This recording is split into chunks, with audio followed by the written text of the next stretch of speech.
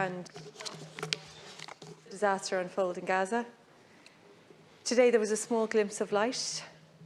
Up to 30 Irish citizens who've been trapped in a hell on earth for more than 5 weeks are finally getting out.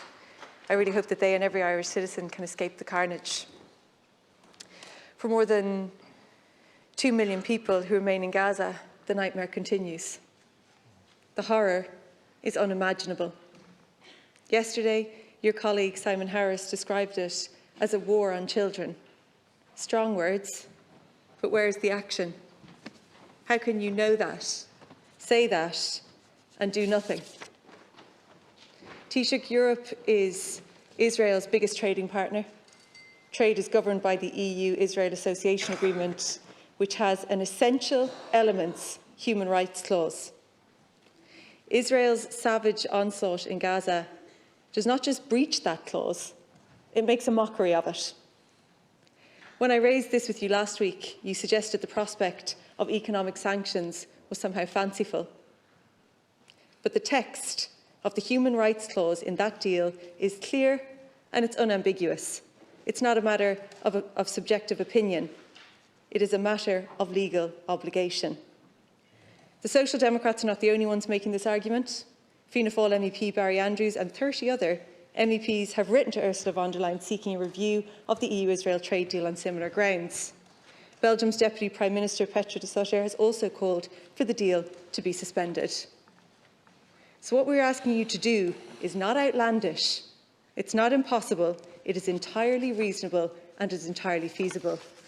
Work with like-minded EU leaders and MEPs, including the government's own, to advocate for economic sanctions. Taoiseach, there are a number of options available to you to take action, many of which are in our PMB this morning. Economic sanctions like the EU-Israel trade agreement, there's the Horizon Europe Fund, there's the illegal Israeli settlement divestment bill, the occupied territories bill, there's the referral to the International Criminal Courts, and you say, oh, well, there's already a referral there. Along with 42 other countries who made a referral in relation to Russia. So somebody else doing it isn't a reason not to do it now.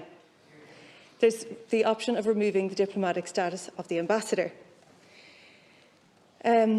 Yesterday, Canadian Prime Minister Trudeau joined with French President Macron in telling Israel that the killing of babies must stop. Israeli Prime Minister Netanyahu reacted angrily. He said that the forces of civilization must back Israel in defending Hamas barbarism. There is nothing civilised about the Israeli war machine or its enablers in the West. Taoiseach, what can we do when Israel won't even agree to protect babies? More words? When Israel isn't listening, not even to its closest friends. We've exhausted all of our words, Taoiseach. Your government intends to deny the Dáil vote on the Social Democrats' motion this evening. Do you intend to adopt any of the actions that we've suggested? Do you plan on matching any of your words with any actions at all? Or are you satisfied that Israel will face no economic or diplomatic consequences for its massacre in Gaza? Taoiseach, please. Deputy and Cancor, just on a point of information, there'll be nobody who not denied a vote whatsoever. This is a democratic parliament in a democratic country. People are allowed to put down amendments and have votes on those amendments before the substantive vote, and your party does it all the time. So to try and suggest that is some sort of denial of a vote is deeply disingenuous and deeply wrong. And I do want to call out Deputy Kearns on that particular attempt at disinformation. In relation to the first group of Irish citizens and dependents, the first group of Irish citizens and dependents has been cleared to exit through the Rafah crossing from Gaza into Egypt today. Arrangements are in place for staff from the Irish Embassy in Cairo to meet them and provide them with consular assistance and help for onward travel. And we expect more Irish citizens and dependents in Gaza to be on the list in the coming days. We're working really hard to make sure that all Irish citizens and their dependents in Gaza who want to leave are able to do so in the next couple of days. I've met with the Israeli ambassador about this, the Egyptian foreign minister, the Palestinian prime minister, the Taoiseach has been carrying out meetings as well. And I do want to recognise all of those who have assisted us and our citizens in being able to have this good news, this glimmer of hope to share with people today. Just in relation to the actions we're taking, Deputy, the actions we're taking are the ones that we think will be effective. We're providing humanitarian assistance to the UN on the ground in Gaza, over €13 million in the past few weeks, and really want to recognise the fact that 100 UN staff have been killed by Israel in the past few weeks. We mourn their loss. These are true heroes, and their lives should not have been taken in the way that they have. We support the work of the International Criminal Court, and I've outlined what we're doing in that regard. We're using our voice at the EU and the UN in as effective a way as we possibly can to recentre the position of the EU in particular, and also encouraging Arab countries, surrounding countries, to show more solidarity with the Palestinian cause than they have done to date. In terms of the EU, you know the EU is divided on this for lots of different reasons. We've been extremely active in the last month in trying to recentre the European Union's position to one that is closer than ours. But I've been involved in international affairs for quite some time. I've got some things right, I've got some things wrong. And what I know is that there's a way to lead in international affairs, and there's a way not to lead. If you go out too far on a limb, you lose influence. You get put in the category where you don't get listened to anymore. As Tony Blair would have said, if you lead so far in front, nobody can see you. And that's not an approach. That's not an approach.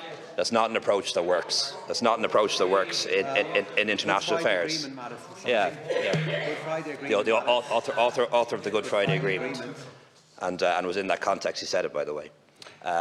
So you have to make sure you use your influence in a way that's effective, not in a way that just makes you look good on telly or makes you look good in front of protesters. That's not how you conduct grown-up politics or international affairs. In relation to the humanitarian clause that you mentioned, I will make inquiries about that and seek legal advice on it. Deputy Kearns. I suppose to people watching, what I mean by denying people the opportunity to vote on the motion is when a party like us put forward a motion and then the government put forward a counter motion, we vote on that first, then we don't get to vote on the Social Democrats' motion. So it's not misleading. Just to explain that very briefly. Taoiseach, when I said, what are you doing? You tell us what you're doing, and you said, using your voice. I recognise that, and I think the Irish voice has been really important, and it has been an outlier in a European context, in a Western context, but I think that just illustrates how low the bar is. But I do recognise that. What we're now asking for is more than using your voice, by taking actions. And look, I recognise what you're saying about not being able to go out too far on a limb, and what we're saying today, if you would listen, is that some of these calls will not do that. At this point, I don't know what else it would take, because 160 children are dying a day, 180 pregnant women are giving birth in Gaza, the piles of bodies are getting bigger and bigger outside of the hospitals. I don't know what else could justify taking a stronger position, taking an action to say that we do not tolerate this. What we've suggested are, there's multiple solutions there, things you could do. You could push for the Israel-EU trade deal, you could implement the divestment bill, you could make referral to the International Criminal Court. Not all of those things would put you so far out that you wouldn't be taken seriously, and you know that. Taoiseach. I tried in my earlier response to Deputy MacDonald to try and explain what we're trying to do. For the first time, we've clear agreement across 27 member states in the European Union that the only solution to this conflict is a two-state solution. And I believe Ireland has a role to play in making sure that the EU presses for this and advocates for it and makes this the end to the conflict in the area. And we can do that. I believe we can do that. For far too long, we've provided aid to the Palestinians without requiring that they embrace democracy, human rights and end terrorism. For far too long, we've traded with Israel without expecting them to respect human rights and to provide Palestinians with the state that they deserve. And there is an opportunity for us to play a role in making sure the European Union has a more active policy in this area. But we have to be credible in that regard, and we have to work with our allies and not hector them. And the Deputy's approach, again, hectoring me, that is how she would behave. That is how she would behave at a European Council meeting. She would go in there, she'd hector people, she'd point the finger, she'd leave early, she'd do a press release, big press conference, make herself look good, but ultimately would achieve nothing for us, nothing for Ireland, nothing for the Palestinians. Absolutely. Please, can we have a little order, and can we please show a little respect?